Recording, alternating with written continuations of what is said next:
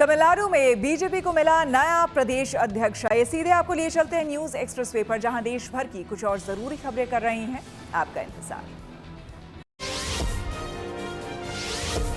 गृहमंत्री अमित शाह के तमिलनाडु दौरे में पार्टी प्रदेश अध्यक्ष और गठबंधन के मुद्दे पर तस्वीर साफ हो गई। दरअसल राज्य में बीजेपी, एआईडीएमके और दूसरे दल मिलकर विधानसभा चुनाव लड़ेंगे।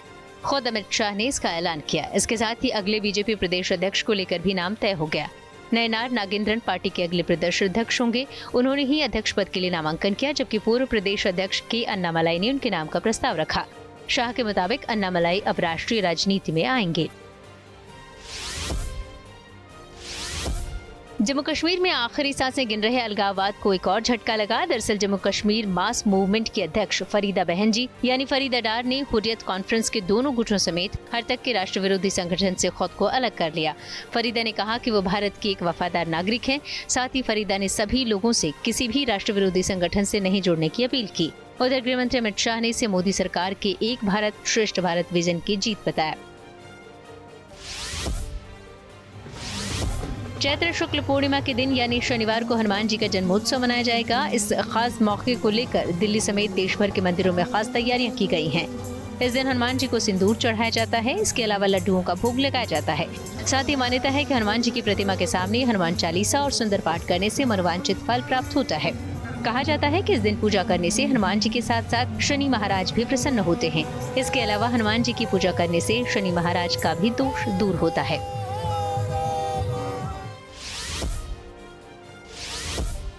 उत्तराखंड के बद्रीनाथ धाम में आने वाले तीर्थयात्रियों के लिए एक अच्छी खबर है। इस बार प्रशासन ऑफलाइन रजिस्ट्रेशन की व्यवस्था भी कर रहा है। बताया गया कि 60% रजिस्ट्रेशन ऑनलाइन और 40% रजिस्ट्रेशन ऑफलाइन करने का प्लान तैयार किया गया है। ऐसे में जगह जगह ऑफलाइन रजिस्ट्रेशन के लिए काउंटर लगाए जा रहे हैं। जो यात्री ऑनलाइन रजिस्ट्रेशन नहीं कर पाएंगे उनके लिए ऑफलाइन रजिस्ट्रेशन की व्यवस्था पूरी यात्रा मार्ग पर की जाएगी।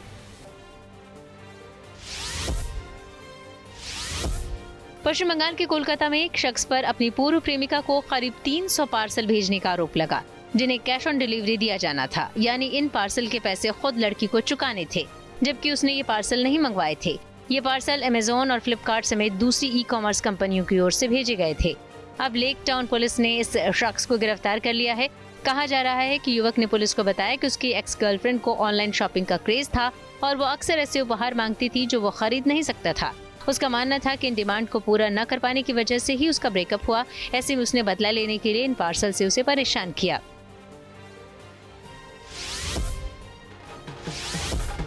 मध्य प्रदेश के अनूपपुर के रहने वाले एक पुलिसकर्मी पिता को उनके बेटे ने इंसाफ दिलाया। ऐसे में 12 साल बाद पुलिस आरक्षक मिथिलेश पांडे को उनकी वर्दी वापस मिल गई।